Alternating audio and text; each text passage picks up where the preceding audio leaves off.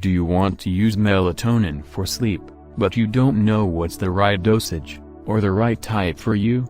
This video will explain both of these things. Melatonin can be the best supplement to get into sleep, but if not used right, it might not work good, or can even keep you awake.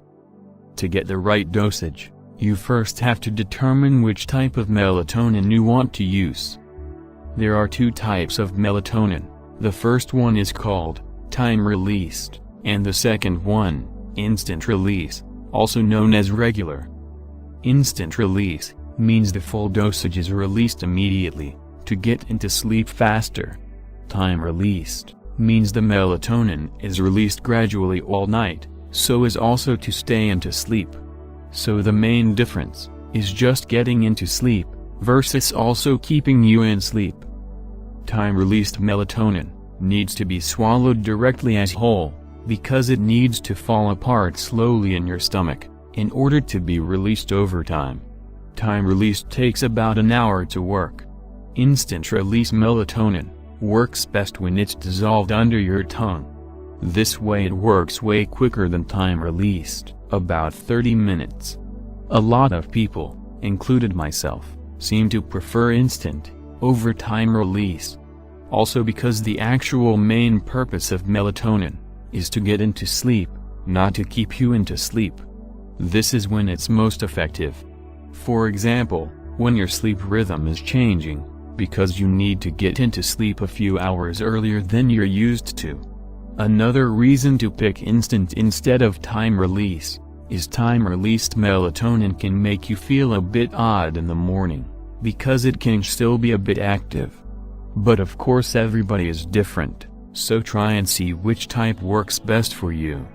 After you found the type of melatonin you prefer, it's time to find the right dosage. When melatonin is keeping you awake at night, even after falling asleep for a few hours, you likely are taking a dosage that's too high, which a lot of people do. Melatonin is very powerful, so you only need very little of it to work, and taking too much will result in making you active instead of sleepy.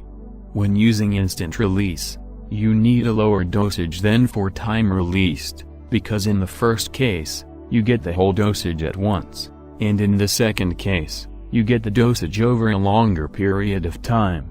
There is not one best dosage that's perfect for everyone, because everyone is different, so you have to find out what works best for you.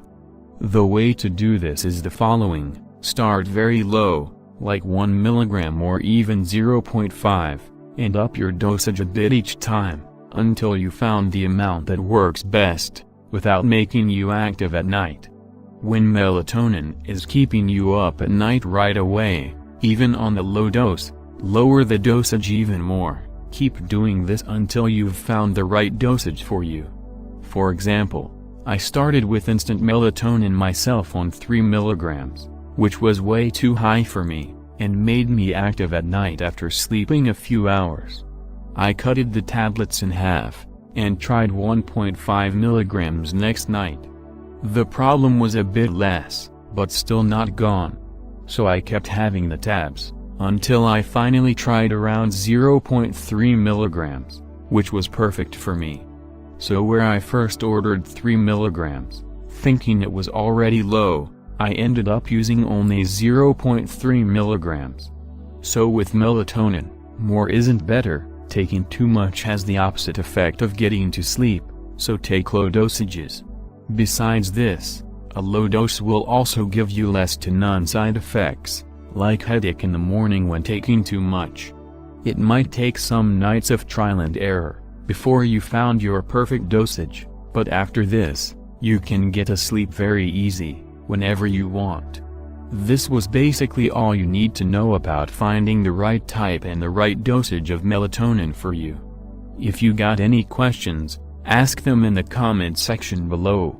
Also let me know which type of melatonin you prefer, and what dosage you use. Don't forget to give this video a like if you're going to use these advices, subscribe to the channel for more videos like this, and turn notifications on.